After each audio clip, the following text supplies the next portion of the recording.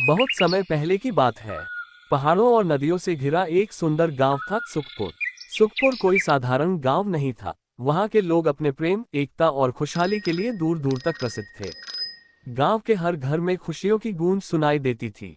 बच्चे मिट्टी में खेलते, बुजुर्ग बरगद के नीचे बैठकर किस्से सुनाते और महिलाएं आपस में मिलकर गीत गाती। सुखपुर में हर मौसम का स्वागत हंसी और उत्सवों से किया जाता था। गांव के प्रधान हरिप्रसाद जी एक बुजुर्ग और समझदार व्यक्ति थे। उन्होंने गांव के लिए कई अच्छे नियम बनाए थे। हर परिवार को जरूरतमंदों की मदद करनी होगी। झगड़ा करने वालों को पंचायत के सामने आकर माफी मांगनी होगी। खेतों और पशुओं की देखभाल मिलजुल कर करनी होगी। इन नियमों ने सुखपुर को एक परिवार जैसा बना दिया था। गांव के लोग एक दूसरे के दुख सुख में हमेशा साथ रहते थे। सुखपुर में त्योहार तो जैसे जीवन का उत्सव थे।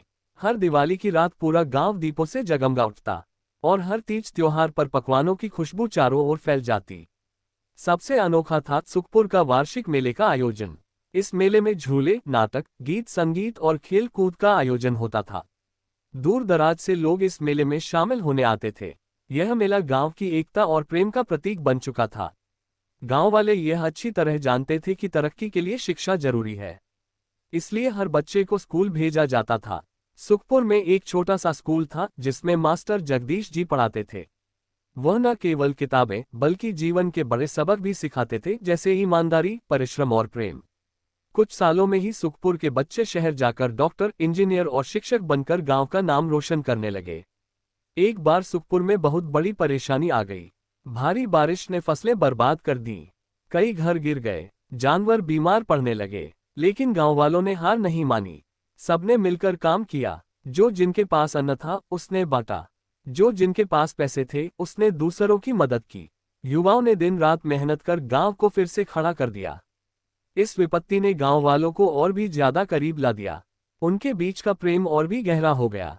समय के साथ सुखपुर भी बदलने लगा। अब गांव में सोलर लाइटें लग गई थीं। हर घर में शौचालय था। लड़कियां भी पढ़ने लगी थीं और अपने सपने पूरे कर रही थीं।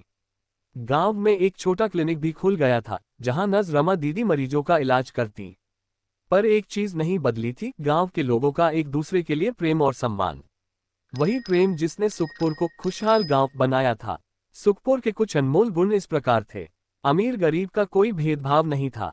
मिलजुल कर काम करना, खेतों की बुवाई से लेकर त्योहारों की तैयारी तक हर काम सामूहिक रूप से होता था। बुजुर्गों का सम्मान करना, बच्चों को अच्छे संस्कार देना गांव का मूल मंत्र था। सुखपुर के रास्ते, तालाब और गलियां साफ सुथरी रहती थीं। सुखपुर ने ये साबित कर दिया था कि खुशहाली केवल धन दौलत से नहीं आती। असली खुशहाली तब आती है जब लोग एक दूसरे के सुख दुख को अपना समझें, जब हर कोई दूसरों के भले के लिए सोचे, जब प्रेम, विश्वास और सहयोग जीवन का हिस्सा बन जाएं। सुखपुर आज भी एक मिसाल है कि अगर दिलों में अपनापन हो तो दुनिया का कोई भी गांव या शहर खुशहाल बन सकता है। इस तरह के रोचक कहानी सुनने के लिए हमारे पेज को सब्सक्राइब करें।